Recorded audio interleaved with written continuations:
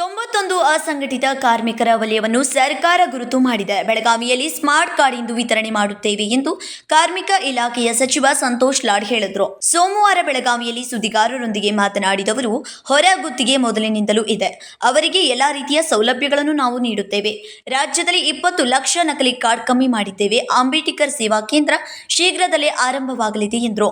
ನಮಗೆ ಅರ್ಜಿ ಹಾಕ್ತಾರೆ, ಅವರ ಮನೆಗೆ ಹೋಗಿ ಮಾಹಿತಿ ಸಂಗ್ರಹ ಮಾಡ್ತೀವಿ. ಇದರಿಂದ ನಕಲಿ ಕಾರ್ಡ್ಗಳ ಸಂಖ್ಯೆ ಸಂಪೂರ್ಣ ಕಮ್ಮಿಯಾಗಿದೆ ಎಂದರು. ಇಲ್ಲ ಆ ಥರ ಏನು ಹೇಳ್ತದೆ ಅದಕ್ಕೆ ಹೇಳೋದು, ಜನರಲ್ ಆಗಿ ಎಲ್ಲರೂ ನಮ್ಮನ್ನು ಇದೇ ರೀತಿ ಹೇಳ್ತಾರೆ. ನಮಗೆ ಕೊಟ್ಬಿಟ್ರೆ ಈಗ ವೆರಿಫೈ ಮಾಡಿ ಹೇಳ್ಬಿಡ್ತೀವಿ. ಏನಾಗುತ್ತೆ ಅಂತಂದ್ರೆ ಅದ್ರಾಗೆ ಸುಮಾರು ನಮ್ಮಲ್ಲಿ ಈ ಮದುವೆಗೆ ಏನು ಅಪ್ಲಿಕೇಶನ್ಸ್ ಬರ್ತಾ ಇದ್ದಾವೆ, ಬಹುಶಃ ಅರೌಂಡ್ ಬಟ್ 65% ನಾವು ಪತ್ತೆ ಹಚ್ಚಿದಾಗ ತಪ್ಪಾಗಿ ಬರ್ತಾ ಇದೆ. ಯಾಕಂದರೆ ಅದಕ್ಕೆ ಸ್ವಲ್ಪ ದುಡ್ಡು ಜಾಸ್ತಿ ಇರೋದ್ರಿಂದ ಕೆಲವರು ಯಾರು ಕಟ್ಟಡ ಕಾರ್ಮಿಕರಲ್ಲ ಅವರು ಕೂಡ ಅದನ್ನ ಅಪ್ಲೈ ಮಾಡ್ತಾರೆ. ಸೊ ನಿಮ್ದು ಏನಾರ ಪರ್ಟಿಕ್ಯುಲರ್ ಇಲ್ಲೇ ಇದ್ದರೆ ಇಲ್ಲೇ ಕೊಡಿ, ಈಗ ನಮ್ಮೆಲ್ಲ ಇಲ್ಲೇ ಬೋರ್ಡಲ್ಲಿ ಇದೆ, ಇಲ್ಲೇ ನಾವು ವೆರಿಫೈ ಮಾಡಿ ಹೇಳ್ಬಿಡ್ತೀವಿ. ಅಲ್ಲ, ಈ ಥರ ಮಿಸ್ಹ್ಯಾಪ್ಸ್ ಎಲ್ಲ ಸ್ಟೇಟ್ಗಳಲ್ಲಿ ಆಗ್ತಾ ಇದ್ದಾವೆ. ಕನ್ನಡ ಅಂತಲ್ಲ, ಮಹಾರಾಷ್ಟ್ರ, UP, ಬಿಹಾರ್ ಈ ಥರ ಎಲ್ಲ ಕಡೆ ಮಿಸ್ಬಿಹೇವ್ ಆಗ್ತದೆ.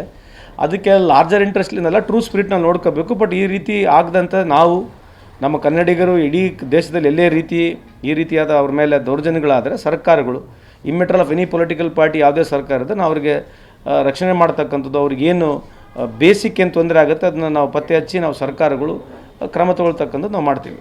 ಸಿಎಂ ಆಗೋ ಅವಕಾಶ ಸಿಕ್ಕಿಲ್ಲ ಎನ್ನುವ ಖರ್ಗೆ ಹೇಳಿಕೆ ವಿಚಾರಕ್ಕೆ ಉತ್ತರಿಸಿದ ಅವರು, ಖರ್ಗೆ ಅವರು ಹೇಳಿಕೆಯನ್ನು ಯಾವ ರೀತಿ ಬೇಕಾದರೂ ಹೇಳಬಹುದು.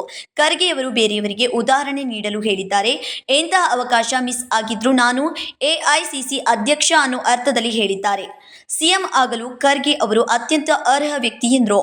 2004ರಲ್ಲಿ ನಾನು ಅವರೊಟ್ಟಿಗೆ ಸದನದಲ್ಲಿ ಓಡಾಡುವ ಅವಕಾಶ ಸಿಕ್ಕಿತ್ತು.